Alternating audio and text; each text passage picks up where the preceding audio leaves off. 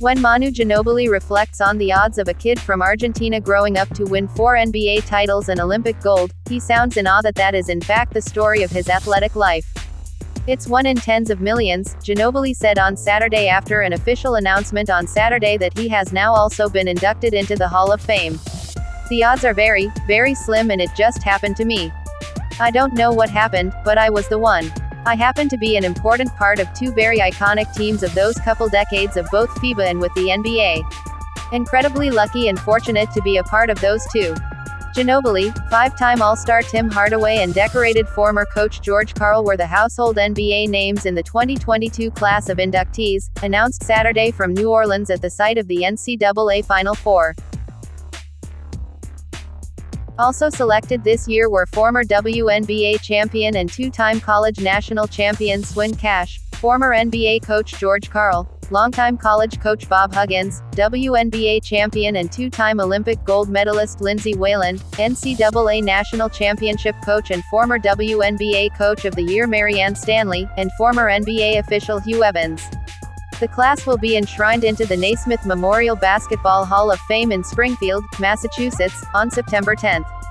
Ginobili, a two-time All-Star, spent his entire 16-year NBA career with San Antonio, which is a big reason he's now going into the Hall of Fame. He similarly credited his long stint with an Argentina national team that is regularly among the best in the world.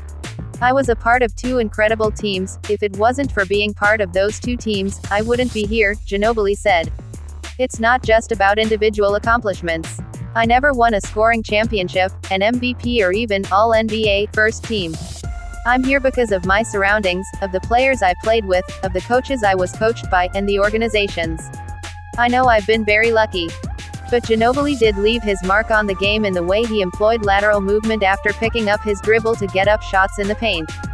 It became known as the Euro step because Ginobili had played for a EuroLeague championship winning team in Bologna, Italy, before coming to the NBA. I never saw that I created anything or brought anything new. I just played the only way I thought possible, Ginobili explained, bringing up the challenge of trying to score against 7-footer Shaquille O'Neal early in his career. I was not going to go over Shaq and dunk, I had to go around people, Ginobili said. That's the way my skill set and physical abilities found to get to the rim. I've done it since I can remember. Hardaway played 15 NBA seasons from 1989 to 2003 with Golden State, Miami, Dallas, Denver and Indiana. Karl played in the NBA for 5 seasons in San Antonio before coaching for 27 years, during which he won 1,175 won games, placing him 6th all-time. He was named NBA Coach of the Year in 2013.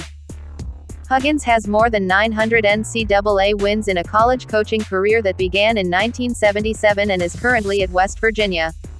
Cash, who already has been elected to the Women's Basketball Hall of Fame, is currently an executive with the NBA's New Orleans Pelicans. She won 2 NCAA national titles with Connecticut and a WNBA title with Detroit. She also worked as an executive with the WNBA's New York Liberty. Whalen is a 5-time WNBA All-Star and 4-time champion. She is now the head coach at Minnesota, where she also played in college. Stanley, who is currently a WNBA head coach with Indiana, has spent 45 years in coaching, including 22 years at the college level with Old Dominion, Pennsylvania, Southern California, Stanford and California. She was WNBA Coach of the Year in 2022, when she also was elected to the Women's Basketball Hall of Fame. Evans officiated more than 1,900 regular season games, along with 170 playoff games, 35 NBA Finals games and 4 NBA All-Star games from 1973 to 2001. He also was the NBA's assistant supervisor of officials for 3 years after stepping away from on-court officiating.